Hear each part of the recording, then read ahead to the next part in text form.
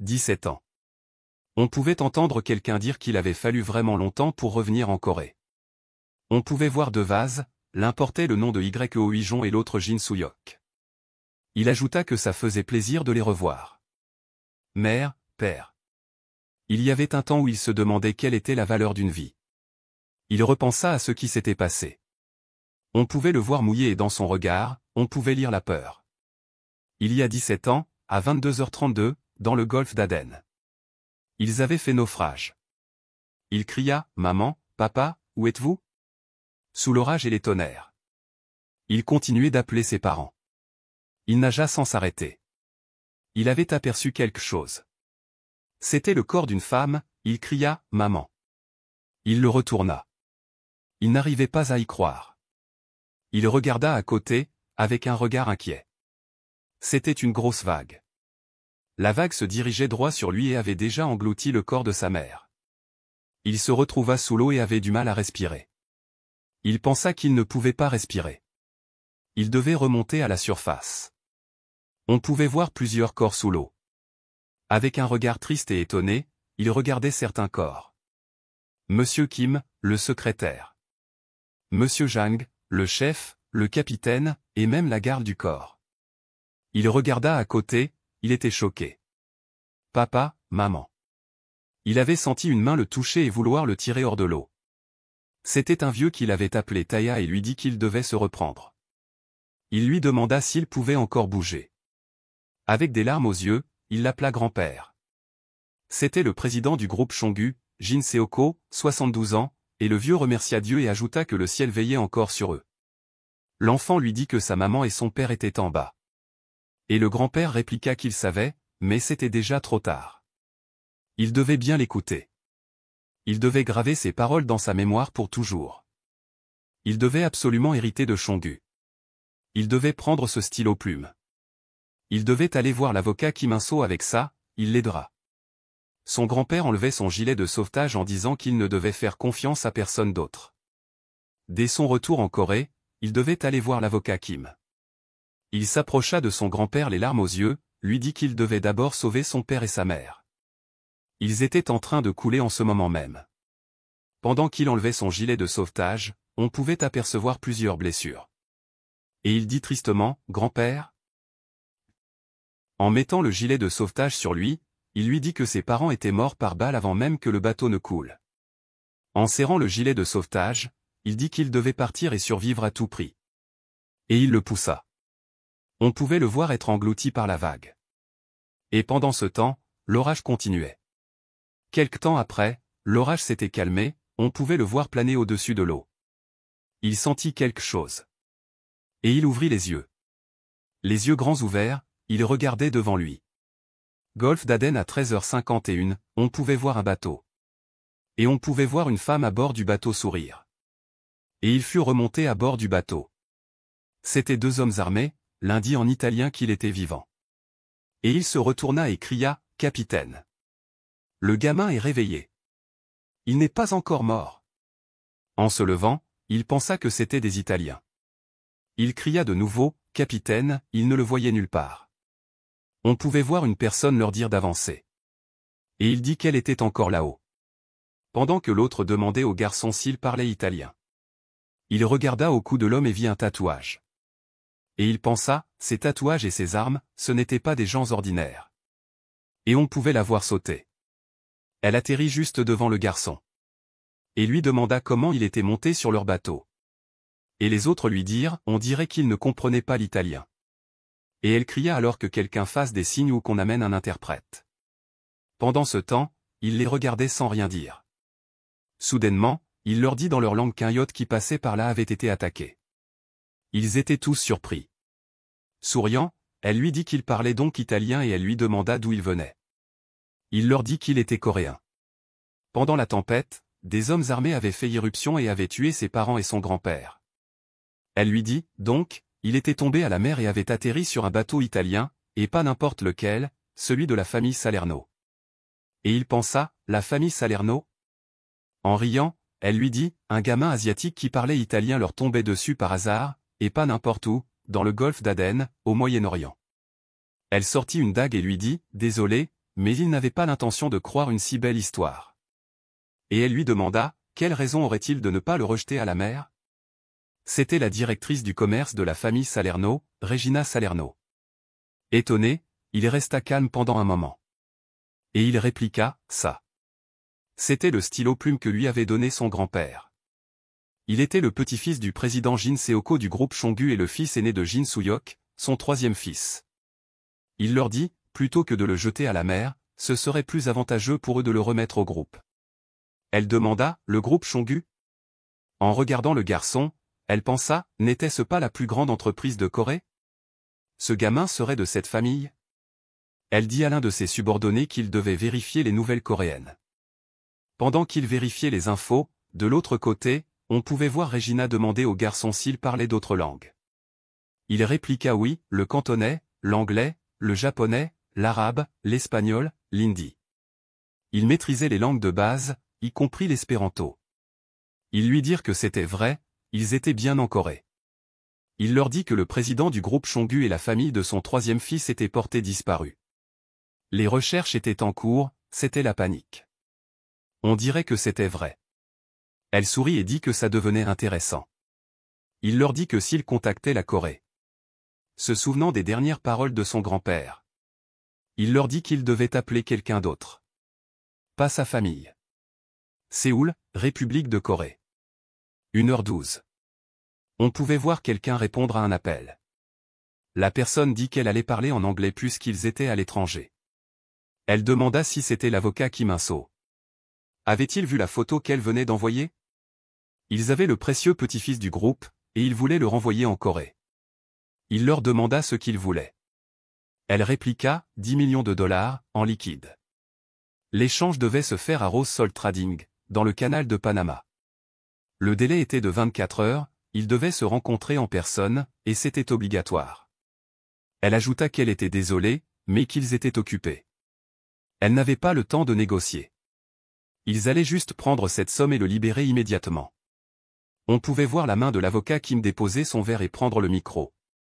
Il leur dit, 1 million de dollars. Il leur enverrait 1 million de dollars, si elle tuait ce morveux. Et il ajouta qu'elle devait bien l'écouter, elle devait le tuer dans 5 minutes, et lui envoyer une preuve vidéo. Il enverrait 1 million immédiatement. Elle répliqua, et si elle le tuait, et qu'il ne payait pas? Il lui demanda si elle voulait crever. 1 million de dollars, ce n'était rien. En 3 clics, c'était fait. Et il ajouta que si elle ne tuait pas ce gamin, elle savait ce qui allait arriver. Il dirait aux médias qu'ils étaient les agresseurs. Il raccrocha. Puis il appela quelqu'un d'autre et dit qu'il avait aussi contacté les mercenaires du coin. Il ne devait pas s'inquiéter. De toute façon, le groupe Chongu était à lui maintenant. Et de l'autre côté, on pouvait voir le désespoir sur le visage du petit. Il pensa, dans 5 minutes, le tuer dans 5 minutes.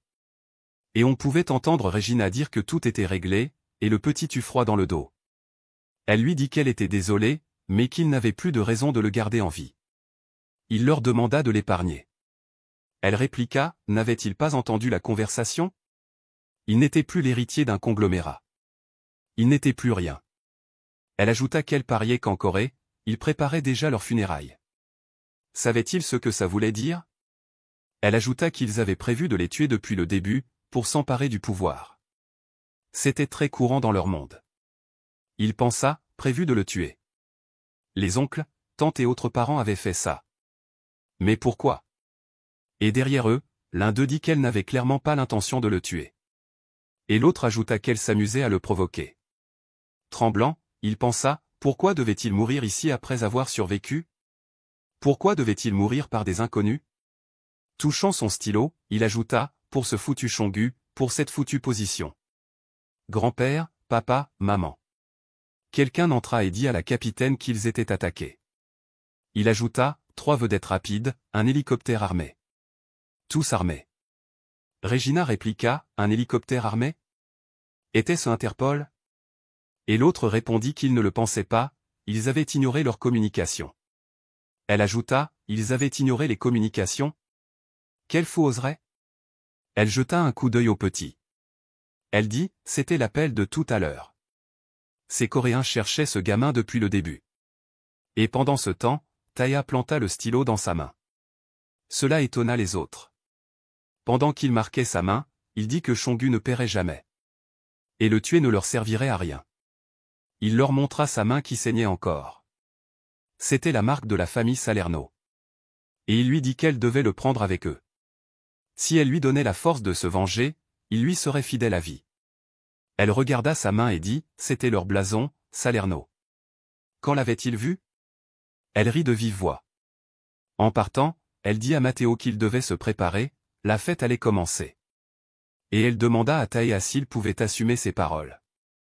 Elle lui dit qu'il demandait la force de se venger, même si ses mains devaient être tachées de sang. Et il se rappela les paroles de son grand-père, il devait absolument hériter de Chongu. Il la regarda avec détermination et hocha la tête. Elle sourit et dit que les chiens qui aboyaient ne mordaient pas. Ça allait être amusant. Elle ouvrit la porte et leur dit de le suivre. Elle regarda Taya et lui dit qu'à partir de maintenant, sa vie appartenait au Salerno. Il vivra pour la famille et mourra pour la famille. Et elle lui dit qu'il devait bien regarder. Elle était son avenir. Et on pouvait le voir derrière Regina. 17 ans plus tard. Il dit, même sans corps ni cendre à retrouver, c'était le seul endroit où il pouvait leur rendre hommage. Il leur dit de bien regarder comment il allait se venger. Il sentit quelque chose. Il regarda derrière, c'étaient plusieurs voitures. Ils se mirent à tirer sur lui. Les vases se brisèrent. C'étaient plusieurs hommes armés. Et on pouvait voir quelqu'un descendre du véhicule, et il leur dit, bande d'incapables, ils ne pouvaient même pas le toucher. Ils devaient vite trouver le directeur. C'était le chef de la section sécurité du groupe Chongu, Lee Jang-gu. Il ne savait pas quel fou c'était, mais il ne devait pas espérer survivre après avoir kidnappé un directeur du groupe Chongu en Corée. On l'appela, chef, on l'a trouvé. C'était le véhicule dont vous parliez. Il leur dit qu'ils devaient ouvrir prudemment, il était encore vivant. Il ne fallait surtout pas qu'il y ait la moindre égratignure sur le corps du directeur. Et une explosion se déclencha. Une bombe. Derrière lui, 3 de ses hommes furent décapités. Il sentit quelque chose passer à sa gauche. Et les 3 restants furent décapités aussi. Il regarda sa veste avec colère. Sa tenue anti-couteau. Il se jeta sur lui en disant que c'était une attaque sournoise. Il lui dit qu'il n'était pas le mieux placé pour dire ça. Il esquiva et contre-attaqua. Il le coupa en 2. Il n'avait pas compris ce qui s'était passé. Il se demanda comment il s'était fait avoir. Ce type, qui était-il? Il le regarda. Il essuyait sa dague en se dirigeant quelque part. Il ouvrit la portière de sa voiture. Il prit un sac. Et alla jusqu'au coffre d'une autre voiture. Il ouvrit le coffre, on pouvait voir l'avocat Kim le supplier de l'épargner. Pensant à la dernière fois, il lui dit qu'il faisait juste ce qu'on lui avait dit. Ce n'était pas lui. Ancien avocat Kim In-soo, il était maintenant directeur de Chongu Électronique. Il lui renversa le contenu du sac, et pendant ce temps on pouvait l'entendre dire qu'il ne pourrait jamais tuer le président. Il le savait bien. C'était plusieurs liasses de billets. Taya lui dit que c'était $1 million. Monsieur le directeur. Il lui dit que 17 ans plus tôt, il semblait que la somme promise n'avait pas été versée. L'avocat lui demanda, quelle somme promise? Il se rappela, la somme d'$1 million. Taya sortit un briquet de sa poche. Il l'alluma en disant, ce jour-là. Il était mort, pour renaître. Il lâcha le briquet. Et on pouvait voir Kim en feu. Il le regarda brûler avec détachement. Il sortit un cigare, coupa son bout. Il s'approcha du feu pour l'allumer, en pensant, grand-père, mère, père. Il était désolé d'avoir tardé. Il pouvait partir en paix maintenant. Il porterait tout leur ressentiment. Dans un bâtiment. On pouvait voir Taya. Et de l'autre côté, 2 hommes armés. L'un lui demanda comment il osait venir ici. Et l'autre ajouta qu'il devait le tuer. Il leur porta un coup d'un simple geste. Ils étaient déjà par terre. Il avançait vers une personne qui tremblait. Il lui demanda qui l'avait envoyé. Savait-il avec qui il travaillait? C'était Chongu. Pensait-il s'en sortir comme ça? Il répliqua en essuyant sa dague, Holdings, sous-traitant de sécurité de Chongu. Et Taya ajouta que leur mission était la protection secrète des directeurs et cadres de Chongu, horreur de bureau, dans le district de Gangbuk. Taya lui demanda, et pour le reste du temps?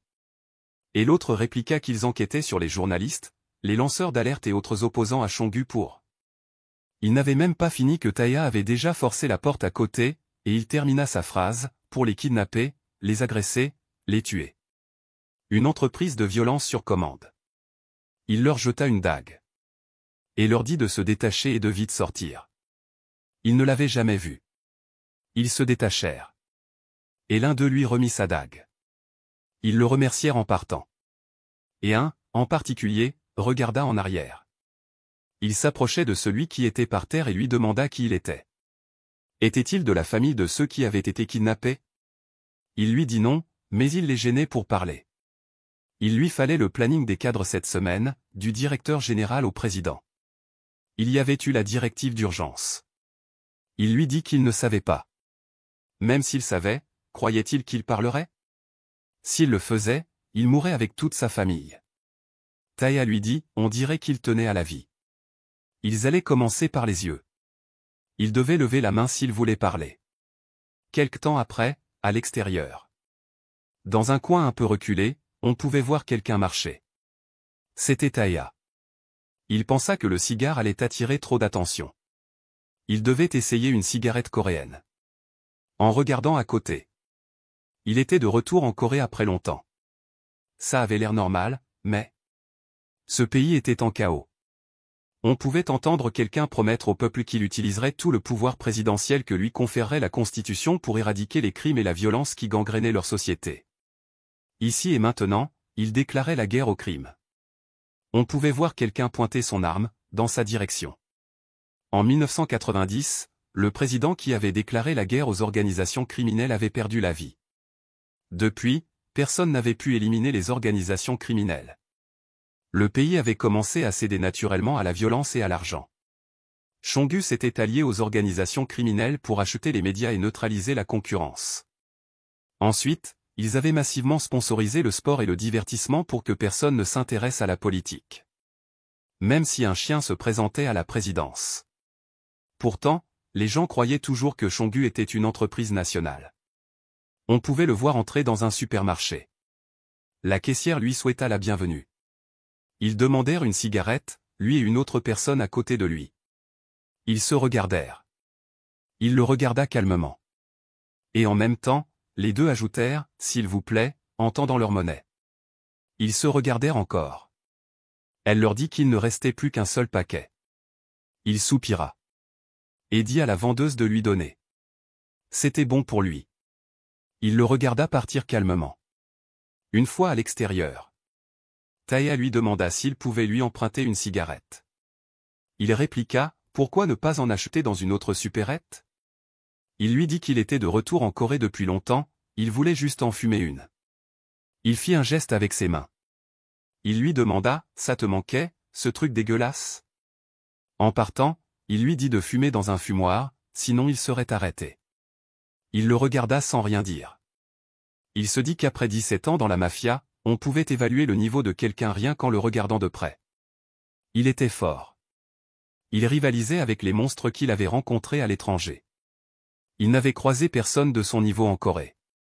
Il espérait ne pas avoir à l'affronter. On pouvait le voir devant plusieurs personnes mortes précédemment. Il fuma sa cigarette. Il s'approcha de l'un d'eux. Il n'y avait que des entailles de la taille d'un sashimi.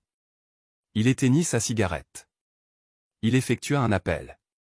On pouvait entendre l'autre personne lui dire, qu'est-ce qui s'était passé? Il lui avait dit de ne pas l'appeler à cette heure. Il lui dit que c'était à propos de la réunion d'aujourd'hui. Il devait l'annuler. Le type qui avait tué le directeur Kim In-soo semblait les viser. Il lui demanda, comment ça? Il lui dit que l'entreprise de sécurité qui devait les aider aujourd'hui ne répondait pas. Il y était allé, et ils étaient tous à terre. Il les avait attaqués seuls avec un couteau. C'était le même que celui qui avait tué le directeur Kim In-soo. Et ce n'était pas n'importe qui. On dirait qu'il connaissait même le lieu de réunion secrète. Le gars au bout du fil lui demanda, qu'est-ce qu'il racontait? Les réunions d'urgence en famille, c'était une tradition de Chongu. Il ajouta, qui pourrait connaître et attaquer une tradition que seule leur famille connaissait? Et c'était pour ça qu'il lui avait confié ça. Il devait le trouver discrètement. Il pensa, un couteau. Il pensa à Taya qu'il avait attendu à l'extérieur pour lui demander une cigarette. Et il se souvint de la manière dont il avait pris la cigarette. Et ce genre de cicatrice sur la paume ne venait pas facilement si on n'était pas un manieur de couteau. Il lui demanda s'il y avait quelqu'un qui savait manier les couteaux dans la famille. C'était le 7e commandant du gang des 5 étoiles, Cheon Huimin. Il répliqua, qu'est-ce qu'il racontait? Il ne savait même pas éplucher une pomme. Et toute la famille était là, sauf les enfants. Et il ajouta, s'il était si inquiet que ça, il devait venir. Il lui donnerait 100 000 € de plus pour le protéger. Il lui dit qu'il venait, mais qu'il devait augmenter la sécurité. Et il ajouta, au moins le triple de la sécurité. Il lui dit d'accord et lui demanda de raccrocher. Il remit son téléphone à un garde du corps. Et dit, pour qui se prenait cette espèce de gangster? Voulait-il mourir? Il sentit quelque chose. Quoi? Depuis quand était-il là? Président? Et de l'autre côté, on pouvait voir Cheon Huimin en pleine communication. Oui directeur, c'est Cheon Huimin. Il a aidé Chongu jusqu'à aujourd'hui. Quoi? Se faire avoir? Avait-il bu? Frustré, il lui dit, mais quel imbécile refuserait 100 000 € de plus? Il ne pouvait pas lui donner les détails, mais il y avait un type dangereux. Bref, il lui expliquerait plus tard. Il lui demanda si une cigarette ne suffisait pas. Il répliqua, rencontrer quelqu'un de son niveau près du site, il devait y avoir une raison. Il avait bien fait de le suivre. Quelle journée humiliante. Se faire voler ses cigarettes. Se faire suivre sans s'en rendre compte. C'était la première fois que ça lui arrivait. Avant de commencer, il avait une question. Était-il de Chongu? N'avait-il pas entendu l'appel? Il les aidait juste un moment. Il le regarda calmement. Et ajouta, il voyait. Il l'attaqua, mais il para son attaque. Ils se regardèrent pendant un moment. Plusieurs attaques et parades s'ensuivirent. Et il lui porta une attaque qui le propulsa dans les airs. Il le regarda d'en haut. Et on pouvait voir une attaque se diriger vers lui. Et on pouvait voir l'impact de l'attaque, même dans le mur. Et son arme était coupée en plusieurs parties. Il pensa, il l'avait tranchée, quand? Où était-il alors? Et il remarqua quelque chose. Il était déjà au-dessus de lui. Et se préparait à l'attaquer. Chongu n'avait vraiment pas de chance. Comment étaient-ils devenus les cibles d'un tel monstre? Il descendait avec une aura meurtrière. Il le regardait, impuissant. Il atterrit, et de l'autre côté, on pouvait le voir tomber. D'un geste, il essuya le sang sur sa dague. Il lui demanda ce qu'il voulait. Il le regarda sans rien dire. Il ajouta qu'il l'avait trouvé, et il partait comme ça. Il le regretterait s'il l'épargnait. Il lui dit qu'il avait ses propres règles. S'il était de Chongu, il l'aurait tué. Il ne devait pas le suivre, il ne devait pas l'arrêter, il ne devait pas se montrer. S'il aidait encore Chongu, il n'y aurait pas de seconde fois. S'il n'acceptait pas ça, il devait considérer qu'il avait remboursé la cigarette. Il sourit. Une cigarette contre sa vie. C'était vraiment une bonne affaire. On pouvait voir une voiture rouler à vive allure. C'était Taya. On pouvait le voir grimacer. Heureusement, ce n'était pas profond. Il pouvait encore bouger. Plus que 32 minutes. Plus que 32 minutes. Avant que sa vengeance de 17 ans ne s'achève. On pouvait entendre un coup de feu. Et sa mère lui dit de ne pas regarder. Devant eux, un homme avec plusieurs blessures par balle. Il cria au papa et se dirigea vers son père. Mais son père demanda à sa mère ce qu'elle faisait, et devant lui, des hommes armés. Il cria qu'elle devait fuir, et vite, avec Taya. Son père était le directeur de Chongu Industries, il se nommait Jin Soo-hyok. Pendant qu'ils cherchaient à s'enfuir, ils entendirent un bruit et se retournèrent. Son père était à terre. Et sa mère lui dit qu'il devait bien écouter, il devait trouver un gilet de sauvetage et sauter dans la mer. Avec un sourire, elle ajouta qu'il devait absolument survivre. Et l'un des agresseurs, pointant son arme sur eux, dit qu'il fallait tous les tuer et tout faire exploser. Étonné, il dit que c'était du coréen. Et l'agresseur s'apprêtait à tirer. Sa mère lui dit de s'enfuir. On pouvait le voir courir de toutes ses forces. Des larmes aux yeux, essoufflé, il continuait à courir. Et après quelque temps, on pouvait voir le bateau exploser et commencer à couler. Dans la villa secrète de Gangbuk. Alors, qui avait tué le directeur Kim In-so? C'était Jin Jue, fille aînée et présidente des grands magasins Chonggu. Était-ce un crime passionnel? Non, ce type avait 2 autres familles secrètes. C'était Jin Jason, le cadet de la famille Chonggu et président de Chonggu Trading. La fille aînée dit que c'était dégoûtant, pourquoi vivre ainsi? Le cadet répliqua qu'elle pouvait parler, elle, qui ne vivait qu'avec le maître. Et Jin Jong-won, 4e fils et directeur de Chonggu Motor, demanda combien d'actions de la holding avait le directeur Kim. Il fallait régler ça rapidement. Et quelqu'un frappa sur la table. Leur demanda de rester calme. C'était la réunion secrète de la famille Chonggu. Il demanda à Cheong de parler. C'était Jin Guo, fils aîné et président de Chonggu Electronics. Il leur dit qu'il y avait 2 employés sur place, Jin Cheong, fils aîné de Jin Guo et directeur de Chonggu Electronics. Pas d'autres témoins confirmés. Les interrogés n'avaient rien donné, alors ils s'en étaient débarrassés. De toute façon, c'étaient des sous-traitants qui ne savaient rien. Il avait bien expliqué à la police pour éviter les fuites. Il lui jeta son verre au visage. Tout le monde était étonné et resta calme. Il lui demanda, et pour le gang des 5 étoiles? Il resta calme. Avec un sourire, il répliqua qu'il ne savait rien. Il avait demandé la preuve de leur innocence, ils avaient envoyé chez On Huimin, leur numéro 7. Il lui donna encore un autre coup sur la tête.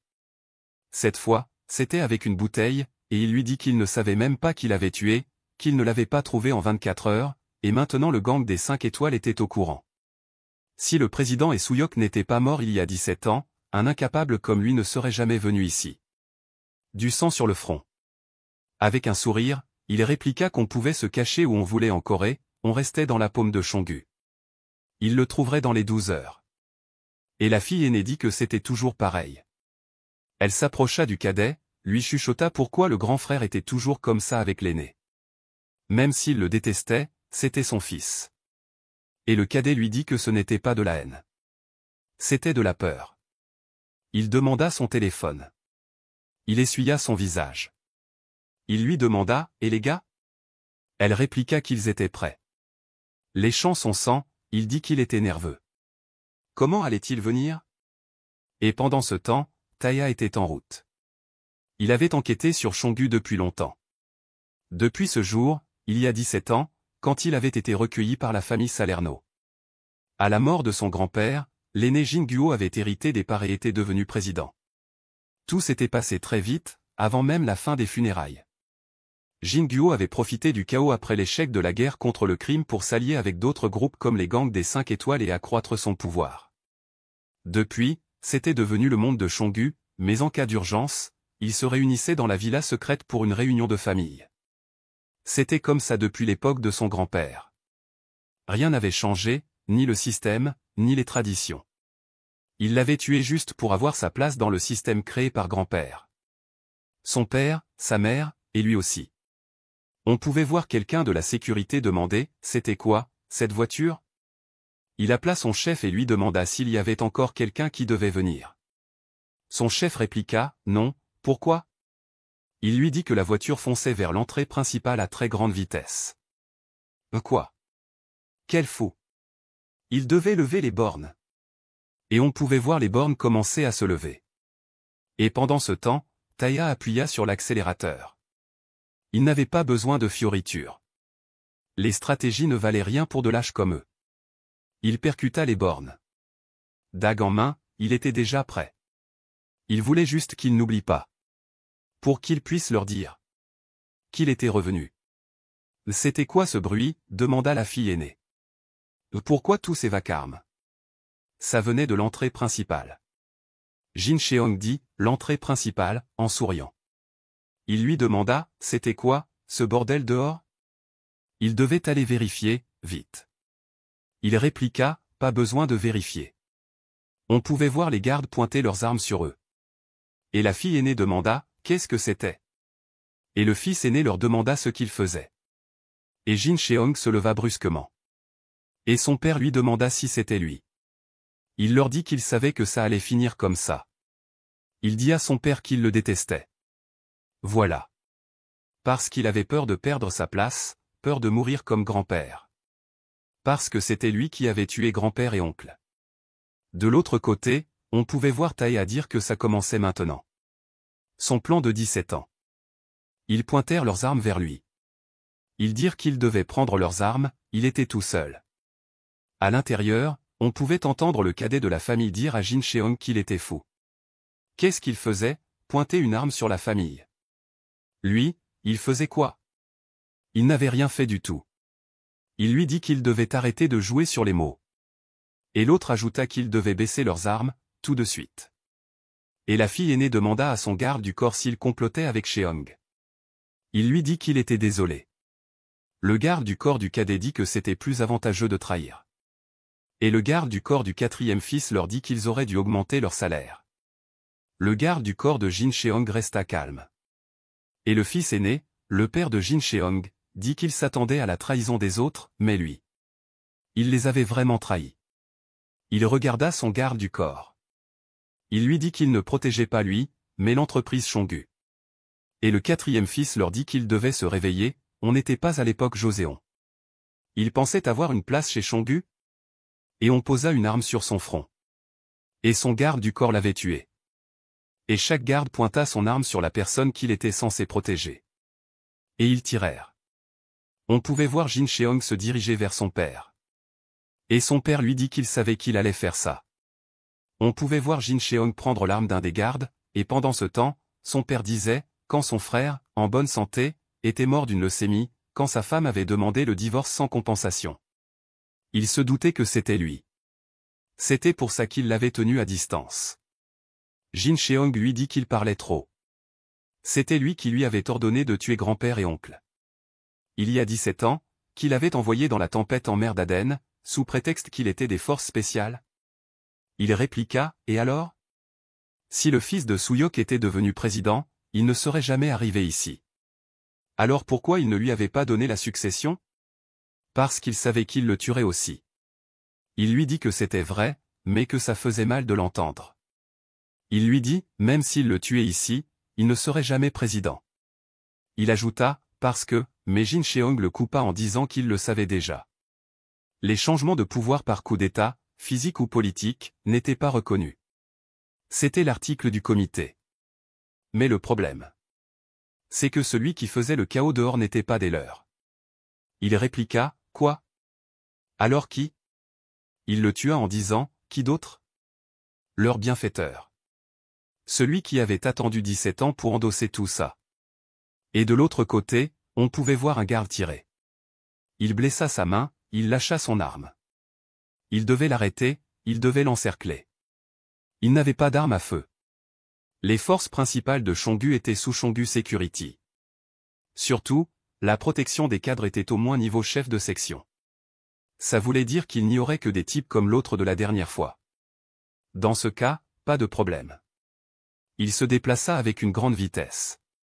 Il prit l'un d'eux, se servant de lui comme bouclier. Il leur dit de ne pas tirer. Ils tirèrent. Il exécuta un mouvement. Et l'arme d'un des gardes, le bout de son arme fut coupé. Avec une vitesse hors du commun, il évitait leurs attaques et contre-attaquait immédiatement avec un coup fatal. L'un des gardes dit qu'il devait d'abord sauver le président. Il attaqua à distance avec sa dague. Quelqu'un para. Il leur dit, qu'est-ce qu'il foutait? Il ne pouvait pas régler ça discrètement? Ils entendaient tout à l'intérieur. Il leur dit que c'était pour ça qu'il ne restait que des sous-chefs. L'autre ajouta, sérieux, il était tout seul. Il passa 2 gardes avec un seul geste. Il leur dit qu'il s'en occupait. Et l'autre lui dit que s'occuper de petits poissons ne le ferait pas monter en grade. Il sentit quelque chose. Il dit que c'était la blessure de tout à l'heure. Le poing de l'homme était déjà à quelques centimètres de lui. Il para, mais fut propulsé à quelques mètres. Il s'arrêta. En regardant au-dessus de lui. Il était déjà là et lui demanda comment il osait attaquer cet endroit. Et maintenant il pleurnichait? Il lui dit qu'il avait raison, ce n'était pas le moment de gérer sa condition physique. Il le passa, on pouvait voir une ligne de part et d'autre. Les autres furent étonnés. Il leur lança une attaque à distance. Ils furent surpris. Il était déjà à leur niveau. Il frappa le premier. L'autre n'avait même pas eu le temps de bouger. Il attrapa sa dague. Il le décapita. Il avait fini à l'extérieur. Il remarqua une dague au sol. Il la ramassa. Et dit que ça avait pris plus de temps que prévu, mais c'était étrangement calme. S'étaient-ils enfuis par un autre endroit? Il entra avec méfiance. Et Jin Cheong dit, le voilà. Bien joué. Il devait s'asseoir et se reposer. En regardant le carnage, il lui demanda, quoi? Jin Jason. Jin Jue. Jin Jongwon. Le président Jin Guo. Il lui dit qu'il avait l'air en forme pour un tueur. Il prenait soin de sa peau. Ça faisait un bail, Taya. Se souvenait-il de lui? Il répliqua, Jin Cheong, fils aîné de Jin Guo. Fils aîné de Jin Guo? C'était trop familier. Son père n'était pas son ami. Il le regarda sans rien dire. Il l'attendait. C'était dommage de partir comme ça. Il devait au moins lui expliquer. Il pouvait rester debout s'il le voulait. Ça allait être rapide. Se rappelait-il, il y a 17 ans? Il avait failli crever, et il avait été repêché par un bateau de la mafia italienne. On lui dit que l'hélicoptère était prêt. Il lui dit qu'il devait partir, c'était trop dangereux. Agacé, il lui dit qu'il avait dit d'attendre qu'il ait fini de parler. Et pendant ce temps, il les regardait calmement. On pouvait lire la surprise sur son visage. Il dit, cette voix. Celui qui avait tué leur famille, il y a 17 ans. Il se rappela. De la personne qui avait dit qu'il fallait tous les tuer et tout faire exploser. Jin Cheong. C'était toi. Il resta calme, avec un sourire. Comment dire? Il continuait à être familier. Il avait envie de le tuer. Il lui dit que c'était pour ça qu'il était venu.